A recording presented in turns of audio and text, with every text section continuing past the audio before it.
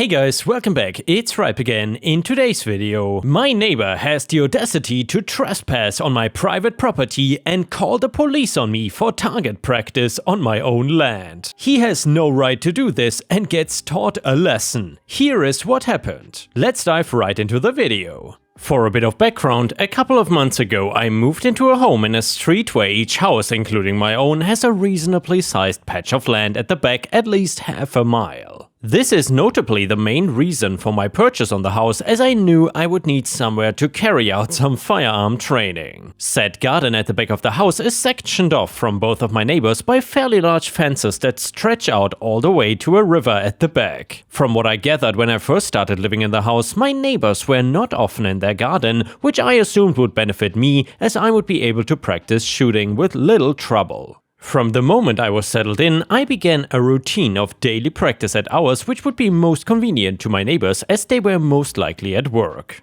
I work from home, so this works for me. After a couple of weeks, I started to notice that nobody ever left or went into the house on the left of my own, and decided to ask around. I found out from someone living opposite to me that they were away for the month and would be back soon enough. Thinking nothing of this, I quickly let it sit in the back of my mind and didn't give it much thought until the day they came home. Coincidentally, said neighbor came home a couple of days later while I was in the middle of my daily practice. The man walked around the side of my house and walked into my garden, which I already thought was a little strange, to greet me. Surprisingly, he seemed very friendly at first and made no complaints about what I was doing. Instead, he invited me over for some lunch in order to allow us to get to know each other better. Over the next few weeks, we spoke occasionally when we happened to bump into each other or whenever he randomly decided to call in. I did not see much of him in the days, as he left for work at ungodly hours in the morning and got back quite late.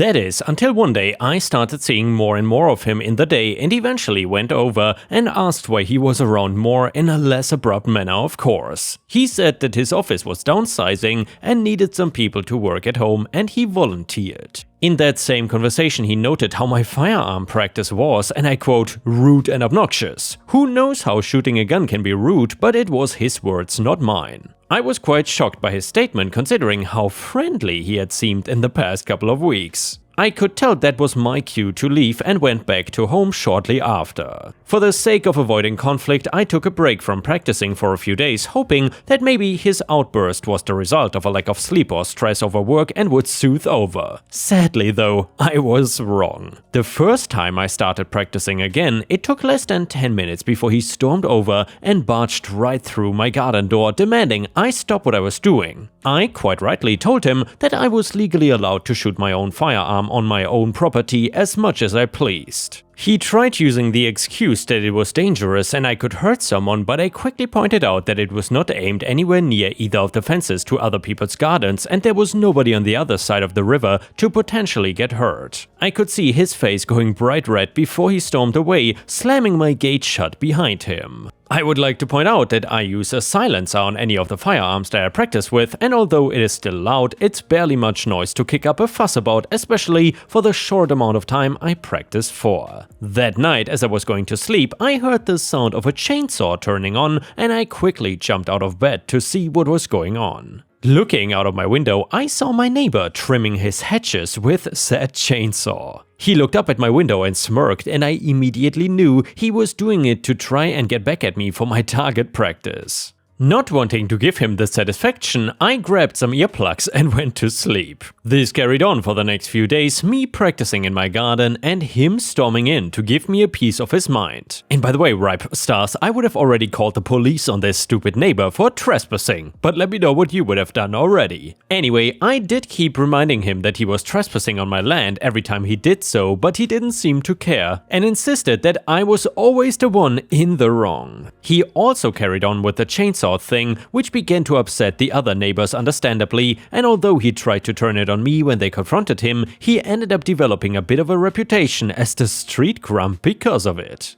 On one of the days after I had finished with my shooting for the day and was trying to carry on with some work while my anger subsided slightly, I got a call from my boss, who I could tell was angry the moment I picked up the phone. He was shouting at me and claiming that I had purposefully leaked some private info about the company. Dumbfounded, I obviously denied the accusation and pressed for more details. After a while, I was able to conclude that my neighbor had figured out where I worked and rang up to try and get me into trouble, claiming that I had openly showed him some private info about some of my clients. It took me half an hour of talking to my boss for him to finally understand what happened and acknowledge that it was nothing but a lie. Seething, I stormed out of my house and straight over to my neighbor's, who was smugly ready to open the door before I could even knock. I wasted no time and began yelling at him, telling him how childish and immature he was being simply because he couldn't get his way. He told me that he had done nothing wrong and was simply looking out for the community. I could not take any more and stormed back off to my house, where I practically slammed the door off its hinges. The next day I decided I was not gonna let him get the better of me, and although perhaps petty on my behalf, I started target practice earlier in the day and I made sure I was slightly closer to his fence than usual. Unlike most days where he would come home storming into my garden in a matter of minutes, this time roughly 20 minutes had passed and I had seen no sign of him. That's when I heard the police sirens. They got louder and then I heard them stop right outside of my house. 2 police officers through the gate to my garden, being led by my neighbor. They were both holding guns and I immediately put my own firearm down for obvious reasons. They informed me that my neighbor had called to inform them that I was practicing with my gun out in the street most days and without a permit to carry firearms. Aghast but not surprised by the lies, I very quickly told them that I have and will never practice shooting on public property, and I only ever do so in my own garden, making sure to add the details of the constant trespassing by my neighbor. I then told them that I was getting my firearm license and slowly reached into my pocket to hand it to them. They handed it back to me and apologized for the inconvenience, causing my neighbor's face to heat up and morph into one of pure anger and resentment. In what felt like a flash, he had dived straight for me, knocking me onto the floor with all of his weight. Just before he could do any further damage, the police hauled him to his feet and took him around the front to their car. He was quickly put in handcuffs and shoved into the back seat.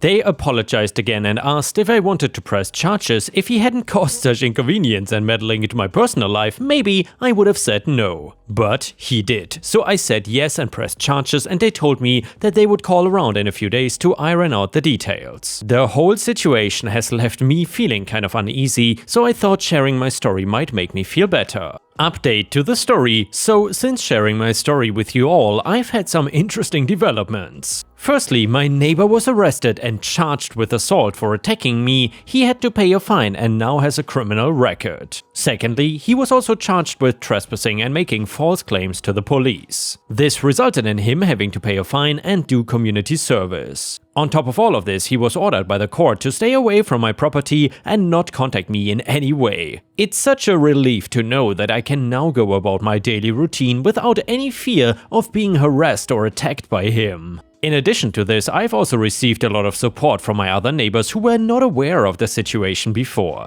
They have all expressed their disgust at his behavior and have offered to help me in any way they can. It's really nice to know that I have such great neighbors who are willing to stand by me in times of need. Finally, I've taken steps to ensure that something like this doesn't happen again in the future. I have installed CCTV cameras around my property and have also put up signs warning people that the area is under surveillance. This should act as a deterrent to anyone who may be thinking about trespassing on my property or causing trouble. And yeah, Ripe Stars, props to OP for handling the situation like this. I think getting CCTV cameras is probably one of the best things to do if you have neighbors that really enjoy trespassing like the one in the story. Either way, if you ever had neighbors like this, or if you would have them in the future, what would you do to deal with them? Let me know in the comments, and while you're at it, please don't forget to like the video and subscribe if you haven't already, because that would help me tremendously. Thank you so much in advance. The next one is titled The Worst Karen Ever. So I was the director of sales ops for a $40 million per year software company. Karen was on my team. We processed purchase orders. Karen had a small vehicle accident that put her in a neck brace. She also needed once weekly physical therapy appointments and had some restrictions on duties, all of which I accommodated no issue. Despite meeting her needs, Karen decided coming into work was optional. HR noticed that she was repeatedly absent from work for 3 to 4 days at a time, multiple weeks in a row.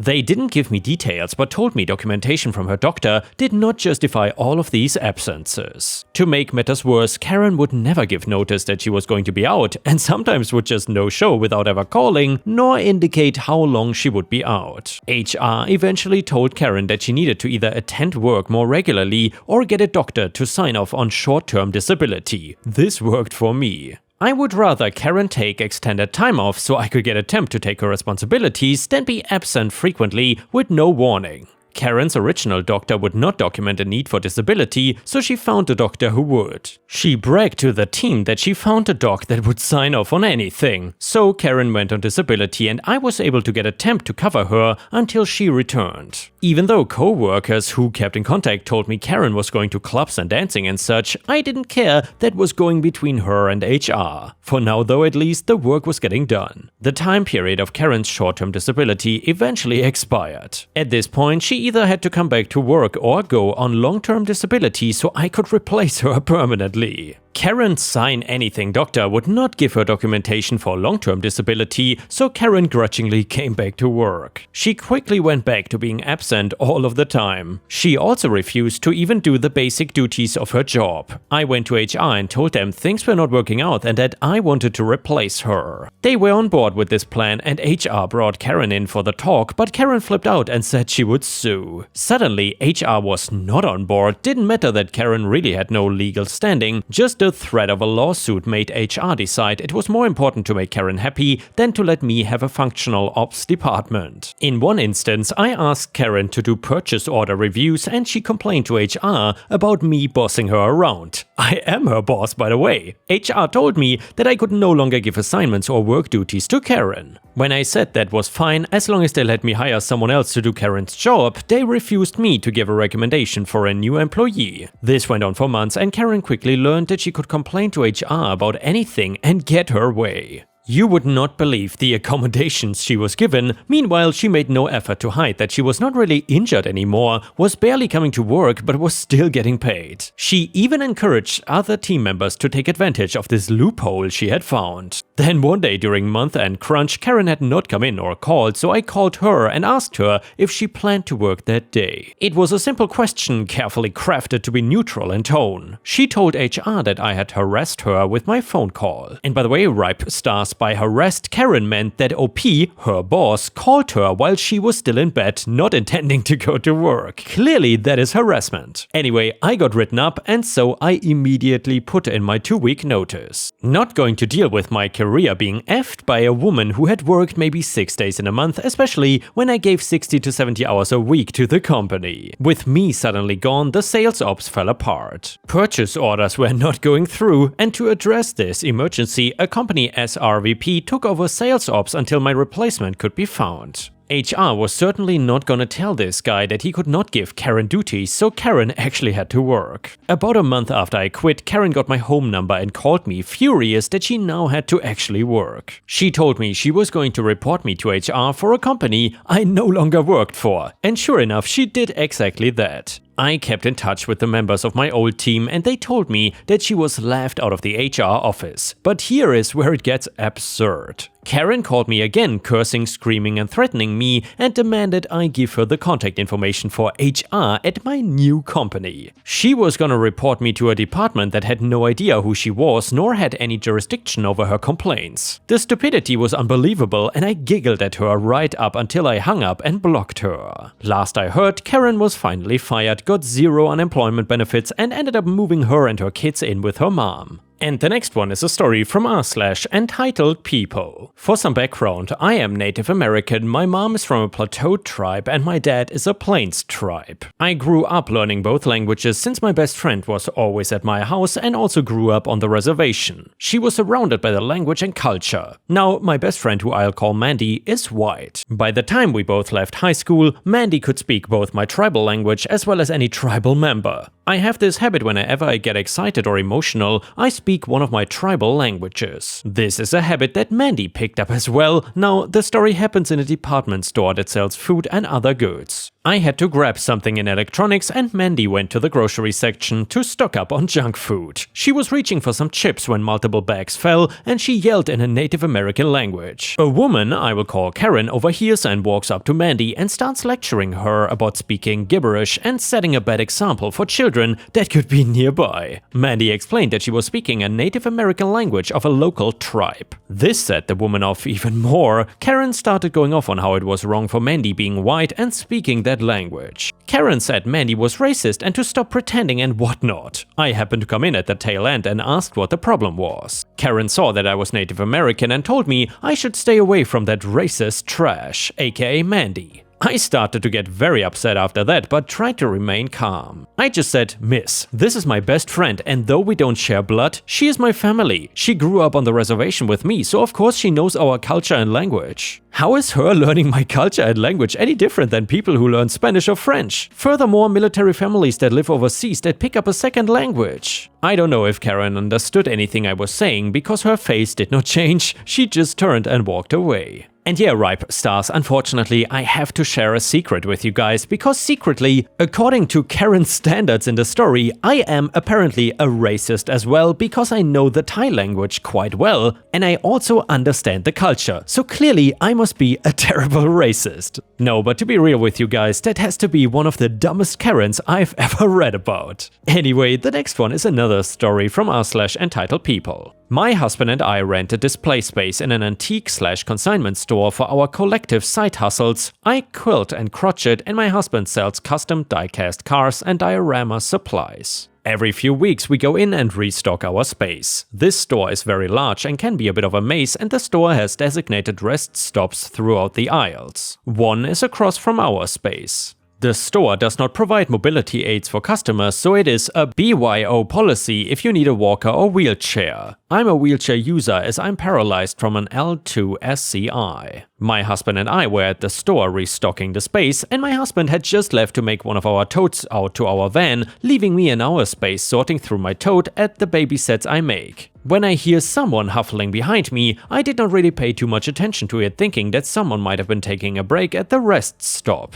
I was just finishing laying out my sets on the table in our space when the person at the rest stop decided to talk to me. "Do you know if the store has wheelchairs for people to use?" I look up from my task and see an elderly couple across from our space. The old man is standing next to the bench looking kind of annoyed, while the woman has flopped on the bench in an "I cannot take another step" kind of way. I honestly was concerned that she might have been having a medical issue as she was rather plump.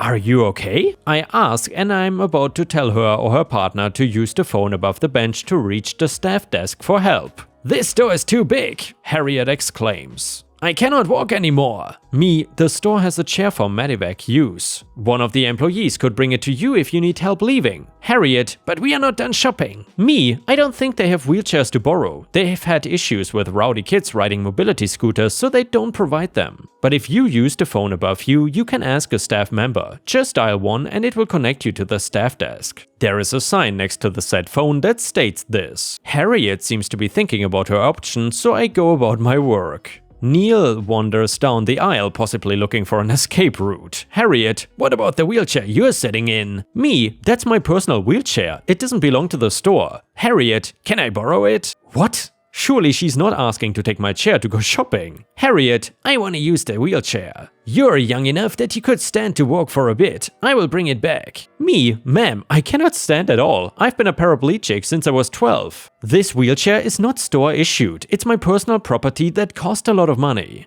If you call the staff, maybe they can let you use the medical chair, or maybe they know of one someone has in their space that you can buy. But I will not give you my chair and I cannot help you." At this point, I have rolled out of our space. I decided to head towards the vendor door and just leave. Rumor has it Harriet is still sitting on the bench waiting for someone to give her a wheelchair. And by the way, Ripe Stars, in this story I was just waiting for Karen to say that OP is too young to sit in a wheelchair and thus she has a right to use his wheelchair. Those are my favorite type of stupid Karens. Or well, I guess not my favorite, but the ones I despise the most. And the next one is titled "Vegans apparently don't like carnivore cats."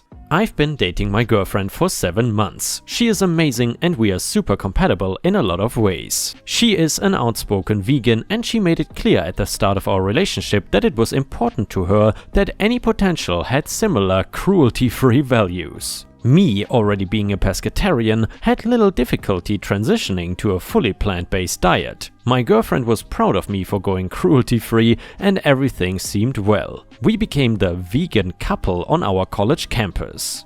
And then there is my cat, called Mittens. I've had her for 3 years and I adore her. She is such a sweet and cuddly cat, however, my girlfriend was always a little apprehensive around her and she blamed it on not growing up around cats. After a while, we sort of made a tacit agreement to mostly hang out at her apartment instead of mine, so Mittens never really came up again in conversation. Fast forward through all the quarantine stuff, my girlfriend and I have spent a lot of time together during this pandemic and we have started talking about taking our relationship to the next level. We began seriously looking at either buying a new apartment together or having one of us move in with the other. However, after a lot of talking and planning, my girlfriend sat me down and dropped a bombshell on me. She said that with this next phase of the relationship, she did not see a future with me unless I was willing to give away Mittens. She said that she believed owning a cat is unconscionable for vegans because they hunt mice and eat meat,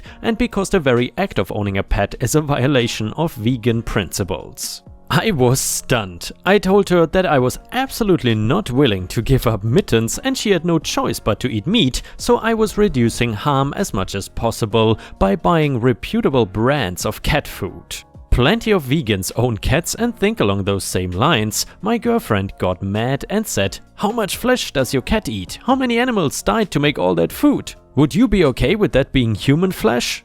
I got mad and told my girlfriend that I would have really appreciated her telling me about her cat opinions before we got serious. She went on and on about cats killing animals and I ended the conversation there. I was so angry that I left my GF's apartment. And I snuggled with Mittens when I got home. Although the mood soured a bit when my girlfriend sent me a link to a Reddit thread advocating for the extinction of domestic cats. I think it goes without saying that I'm not going to get rid of my cat. However, it pains me to think that an otherwise wonderful relationship could be ending because of a difference in ideology. I don't even really understand where my girlfriend is coming from because, like I said, a lot of vegans own cats. Now granted, cat ownership can be a controversial topic in vegan circles, and I probably would not have gotten a cat if I had been vegan at the time, but I have Mittens now and she deserves to eat. And yes, I have researched vegan cat food, but Mittens has some digestive issues and my vet strongly cautions against it. I have talked to some of my vegan and vegetarian friends and they all think my girlfriend has lost her mind. Some have suggested that it is not about Mittens and my girlfriend just wants an excuse to end it. They probably don't understand why I have not broken up yet, but I care about my girlfriend so much. I would hate for this bizarre curveball to be the end of a beautiful thing. I wanna try and work something out. Where do I even go from here? I will not compromise on Mittens and I don't think my girlfriend will compromise either. And wow, this completely blew up while I was asleep. I'm trying to read every comment, but there are a lot. Also, please allow me to take this moment to reiterate that my girlfriend's views are not representative of those held by the wider vegan community. And a user in the comments said, "As a fellow vegan, no, this is not even cool. If she truly cared about animals, she would not ask you to rehome your cat. It already has a loving home. Her way of thinking is ass backwards. If someone told me I'm not a real vegan because I have a dog, I would laugh my ass off and tell them they can have their stupid label, the dog stays, he is family, just like I'm sure your cat is your family." And another user said, "She suggested to give it away? It makes no sense whatsoever. Will it consume less meat with another owner? Of course not. It's like boasting about your lack of garbage because you dump it all in your neighbor's yard." And another user said, "I wonder if this is not really about veganism but more of her finding ways in an intimate relationship to express control over her partner. The fact that she doesn't possess the skills to be flexible, compromising or negotiate with a partner is a big red flag to me." Update number 1. First of all, let me say thank you for everyone who offered advice. There are over 7,000 comments on my original post and I have dozens of PMs. Frankly, I am still overwhelmed with the magnitude of the response. I did my best to read everyone's comments, but obviously I couldn't get to everything. I would also like to preempt this post by saying, as many users pointed out, that my girlfriend's extreme views on domestic cats are not representative of the vegan and vegetarian community as a whole. I do think that sometimes new vegans can be a little overzealous. In reality, most of us are just doing the best that we can to not hurt animals. I did not expect to generate a big debate in the comments. So, we broke up obviously. I would never ever give up my cat Mittens. Many users said that this situation was about control, not veganism, and looking back I do see a pattern of control on my girlfriend's part and I was blind to it, I guess. I called my girlfriend and said I was not willing to give up Mittens under any circumstances, and given the recent issues we had and our incompatible views, I thought it was best that we parted ways. I said she deserved a partner that shared her values, and she then asked if we were breaking up. I said yes, there was some anger on her end, but otherwise the situation actually went better than I expected. So yeah, that's really it. Oh, and several users did ask to see a picture of Mittens. I have uploaded one. And that, guys, is Mittens. Really, really cute. And with this, we have reached the end of the video. However, if you cannot get enough of my content, please check out my endless playlist, where you can find thousands of hours of content. In addition, please don't forget to subscribe to my channel to not miss any of my daily uploads. Thank you so much in advance, and I hope to see you again tomorrow.